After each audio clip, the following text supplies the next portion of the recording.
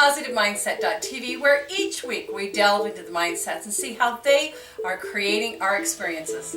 From our finances, our careers, our children, our health, our relationships. Hi, my name is Lisa Myers, and I am so thrilled to have you here with us today. Today's episode is on Life Would Be Great If My Brain Didn't Boycott Me.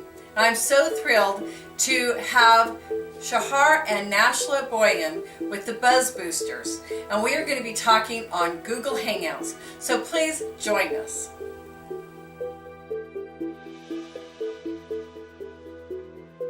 Google Hangouts, and it's always fun to start working with electronics, and I'm so excited to have Shahar and Nashla will be joining us. Here she is. Hi, Nash. Hello. Boyan with Buzz Boosters, and they are the founder of Buzz Boosters. So today our topic is Life Would Be Great If My Brain Didn't Boycott Me. Shahar and Nashla Boyan are the founders of Buzz Booster, a mother-daughter operated small business marketing training company that specializes in innovative marketing strategies for small business owners. Their mission is to help business owners and entrepreneurs achieve long-lasting prosperity. They know what it takes to build a business from scratch and have helped hundreds of businesses grow. They arrived in Salt Lake City with 2 bags and a teddy bear. Even though they had prior experience online, a degree in e-commerce, and a successful online business in Brazil, that was not enough to get things going. After starting a podcast and getting some local sponsors, things began to change. A year later, Shahar and Nash launched the Internet Marketing board game with the help of Russell Brunson, and after that things got a lot easier. Today, besides mentoring a few entrepreneurs, they run online training, their speaking activities, and are hosts of 2 shows. And they also created and helped to syndicate my show, PositiveMindset.tv. Shahar and Nash hosts a weekly web TV show called Buzz Booster TV, which is in the top 40 web shows in their category, and Spill the Beans TV, where they interview entrepreneurs. They've been featured in several media outlets like Utah Business Magazine's Information Marketing Association Journal, Wasatch Women Entrepreneur Magazine, Washington Post, and many more. Shahar is also a 3-time nominee for the Spring Wise Award and was nominated for a Women in Tech Award in 2010. So welcome, and thank you both for being with me today. Oh, thank you. To be here. Thank you. So, first of all, congratulations on a successful partnership. Thank you. And mother-daughter, because that can have its own dynamics, and I know that because my mom, at one time when I was in the beauty industry, was my receptionist, and my daughter was one of my technicians. Oh. And, they can always say, oh, I can tell that you're related just by how we talk and so forth. And just for the audience, I've got to know both Shahar and Nash over the years. I think it's been about 7 years. And one thing that just always fascinates me is, and how we grow, is Nashla, and I'm just going to give you a big compliment. When I first met Nashla, she was so shy and just hated to talk. And when she's on stage, she is so dynamic and knows what she's talking about, and so is Shahar, and they're very entertaining. And so I invite you all to go to Buzz Boosters TV and see some of their shows. I'm still very shy. Yeah, not so much. So you kind of changed a little bit of your marketing and also of helping people in not only business but in their personal lives. So tell us a little bit about that. Yeah, over the years, like you said, we met 7 years ago, and I think we've been living here in Salt Lake for about 9. So as you work with businesses, and we were fortunate enough to work with business in almost every single industry, we still do, we noticed that sometimes we as entrepreneurs, we are our worst enemy in the process, right? Because we get in the way of our own success. And you can give marketing tips until you get blue in the face, but if you have that resistance coming from the entrepreneur itself, you have to stop and ask what is going on. And actually that's the moment, because that causes frustration to us. We need them to be successful, right? That's how we succeed. We start studying the brain and studying behavior. Even though I do have a background in psychology, you know, the people have changed a lot the way they behave. So we started looking for something that was reliable and that we could understand the behavior, and that's when we found neuroscience and neuromarketing, and we went deep into that. And now it's actually a lot more fun because we can get to know, you know, exactly what's the process that they are going through their business on a personal level, and we can help in that process as well. So what is neuromarketing then? So neuromarketing is a type of marketing that uses neuroscience. Neuroscience studies the brain. It's actually new. It has, you know, you could say a decade or so, and it uses a lot of equipment really to measure what's going on inside the brain. We know, Lisa, that we have the limbic system where the reptilian brain lives, and that part of the brain is a part of the brain that has not changed in the last 50,000 years. It's also the part of the brain where we make decisions on a first moment. Actually, 85% of your purchase decisions are made on an unconscious level first. For example, if you are going through the mall and you see a big yellow bag that you want, your brain, your reptilian brain, will make the decision to buy, and then will tell the neurofrontal cortex to justify that. So you may start thinking, well, I really don't have anything yellow, and I have this nice shirt that is yellow, I have to buy that bag. But the decision was made even before you start to justify. So when marketers understood that this was really a reliable way of, you know, marketing, because it hasn't changed in so long, they started creating ways to sell really to the emotions, because on a first moment we buy through emotions and then we justify with the brain, because the reptilian brain, where is also the limbic system, where the amygdala is where we host our emotions. See? So if we are not talking to emotions, we are really not going to be able to sell. Nice. So, you know, it's a little bit on the brain and the boycotting. What is going on that is stopping us? You know, you're talking about that reptilian brain and so forth. When it comes into all of our thoughts. And I also know that, and I want to bring this out, you've been using essential oils and so forth, and essential oils also have an effect on the brain. And so maybe you can go into that as well. Yes. You know, one thing we face quite often with clients is that they say, you know, I'm on this level of income, but something happens that I can never jump to the next level. And that's when we bring this conversation into the table. We are what we think. And we cannot go to another level, another phase in our life if we stay the same. A change needs to happen. And a lot of people don't like that, but you need to think and believe and become what you want to become, and that all happens again in the limbic system. So we are what we think, and our negative thoughts actually have an impact on our physical body. They are costly to our health. On the other side, positive thoughts increase our cellular immunity. So we need to think, okay, first of all, we need to take care of how we are thinking, and this is not woo things. These are really impacting on a physical level. Okay. Once you understand that you make your choices on an unconscious level first, you start to understand that maybe your beliefs are not serving you. One of the things we ask people to do, even before we go into essential oils, is really to think about their family history and some of their traditions that are not serving them. Simple things like when you get together from Thanksgiving, and if you start talking about neighbors, and the neighbor got a new car or a new boat, how is that dynamic inside your family about that talk? Do they say, oh, that guy cannot be good because he has a lot of money, or we'll never know how he got the money for that, or things like that? You know, if you grew in this type of environment, that thing about money being dirty or not serving you, it's there in your brain, right? So you have to list what are your family traditions that do not serve you, so you can become aware of why you behave the way you do, right? Once you know that, then it's time really to start talking to your brain. Now, the emotions are in the amygdala, and the amygdala does not respond to sound. okay, or visual. So you saying positive affirmations will not hit the amygdala. The only way the amygdala works is through the nose. It is actually the shortest pathway to the brain is the nose.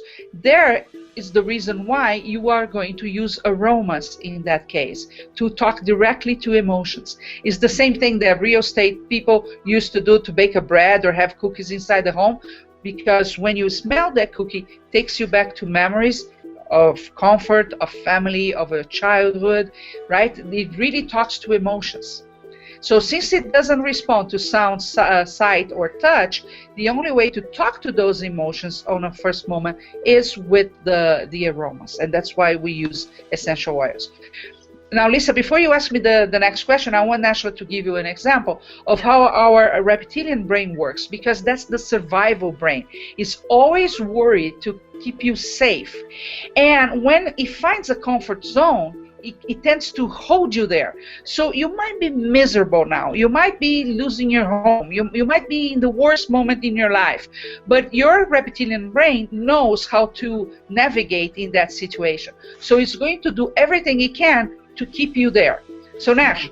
Yeah, exactly, because that to your reptilian brain, that's the comfort. Even though you might not be feeling so well, it's what it knows how to deal with to survive. And so it will, I like to think of it as a little thermostat. It's almost like the thermostat in your home. So here in Utah, it's pretty cold right now, and so we put the temperature to like 70 degrees inside the house, right? Well, if it gets colder inside the house, it'll automatically kick in and make sure that the temperature is at 70. Or if it gets warmer inside the house, it'll automatically kick in and bump it down, so it's where we've determined. So think of it as your state as that thermostat, where you put in the temperature that you want, and sometimes the temperature isn't necessarily something good. It might be a situation where you're always counting money, or always having bills to pay, or something that's always not fun or nice to deal with, but that's what you're used to. That's what your body has as set as the temperature for it. And so when something good happens, you boycott or you do something where it'll kick in and bring it back down to that scenario. And so I like to think of it like that. So think of it as a little thermostat. And so then what can we do? And Shahar will go deeper into that, but what can we do to break through that so that you can reconfigure or change the setting in your internal thermostat so that your reptilian brain learns what the new setting is? Nice, yes. I think about it too. I was talking with a business coach, so I'm doing some reformatting of my business and so forth, and she said, you need to own your backyard. And it's like, okay, and I'm going to be creating a relationship online seminar, and I'm going to do a test study and invite some people in. And she said, well, have you talked to any of your neighbors to see if they might be interested? And I said, my neighbors? And she says, yes. When I said you need to own your backyard, I mean literally your backyard. And I'm thinking, oh no, I don't want to go talk to my neighbors. And eventually that brain is like, oh, you can't do that, even though I've lived in this neighborhood for 30 years. Yes. And why do you think that happens? Because your reptilian brain sends a signal to the amygdala, and fear starts happening. Fear also is in the amygdala, right? And then you start really telling all the reasons you couldn't talk to the neighbors, right? And that will stop you and send you back to the situation that you are now. So I like to use the analogy of going to war. If you go to war on a boat, for example, and you're there ready to face the enemy, and the enemy also has his boat. Well, you know that you can always turn that boat around and go back home, right? So you have a way out. So what's the only option here that you have if you really want to change and win the war? You're going to burn your own boat, because then your only option is to win the war so you can get the enemy's boat to go back home. The problem is that when we play safe all the time, what are we doing? we always know we can go back. We can go back and get a job. We can go back and not do anything, or we can go back and just find a bunch of excuses not to do it. Even, right? Shahar, even with like business owners, we see that all the time where they used to have a day job and they had this passion or something and they went in business for themselves, and it's great. But you know, when you start talking to them and you see, well, as a plan Z, they have that they can always go back and find a job, well, you know that their commitment won't be there 100%, because in the end, that's what they'll default to. So it's like that analogy. What's the size of the dog running after you, right? Because if it's a pincher, okay, you'll just walk fast, briskly, whatever. Do you mind, Lisa, if I tell you a short story about the dog thing that you just mentioned? Yes, yeah, we've got a couple minutes, and I just want to share with everybody is that we're going to take this into more detail on blogtalkradio.com/Lisa Myers. And so please, you know, we're just hitting a little bit right now, but join us on blogtalkradio.com Mondays at 10 a.m. Mountain Standard Time. So yes, please tell us this story, and then we're going to conclude our episode. Okay. So there was this boy, and he loved apples, and he found this apple yard full of trees, and he had to jump a fence. So he did that, right? But when he was getting on the trees to get the apples, he saw this huge Doberman dogs coming towards him. And you know, when he jumped that fence, it took him quite a while because it was high and it was difficult to jump. But he saw the dogs coming, and he just ran through to the fence, and he, with one jump, he was on the other side. So that makes the analogy that you have to decide what kind of dogs come after you. Like Nashla said, if it's a pincher, you don't have to run that fast. You don't even have to jump over the fence. But if you have a Doberman coming after you, then it's a whole other game. But you choose the size of the dog. Now, to finalize, there are a few things you can always do to deal with this fear, deal with emotions, and the reptilian brain. One very crucial point for us is using essential oils. There are several essential oils that will help you in the process. For example, if you feel depressed quite often, maybe orange oil would be fantastic. Not only for you to smell, you can also ingest. It helps as well. And I also use mudras. These are hand gestures that come from yoga that will send signals also to my brain. Okay, so I can combine them with what I want. So if I just want to change the way I think, I can do something simple as cross the thumbs like this, close to my chest, and then smell frankincense oil. When I do that, I'm sending electronic signals as well as the aroma, and I will stop feeling stuck. I will stop my negative thoughts, lack of clarity, and grief. Hold this for about a minute or two, and then tell an affirmation, something like, my direction is clear, I am important. This is one thing you can do today to start seeing the power of talking to your limbic system with mudras and essential oils. So let people know where they can find you, and if they're interested in learning more about the essential oils, as well as, you know, your buzz booster and the brain and so forth. Where's the best place to find? The best place to find is our blog. And Ashla, would you mind telling the name and spelling, please? Yes, it's called healthessentialists.com, and I'll spell that out. Health, H-E-A-L-T-H, and then essentialist, E-S-S-E-N-T-I-A-L-I-S-T-S, healthessentialists.com. And you will find several videos talking about this. Perfect. Thank you so very much for being with us today. And again, we'll have that information. And also go over to blogtalkradio.com/Lisa Myers, where we are going to have a little bit more in-depth, and we'll be talking a little bit more about the essential oils and how they can help improve your life and get your brain to stop boycotting you. So again, thank you for being with us today. Thank you. Thank you very much.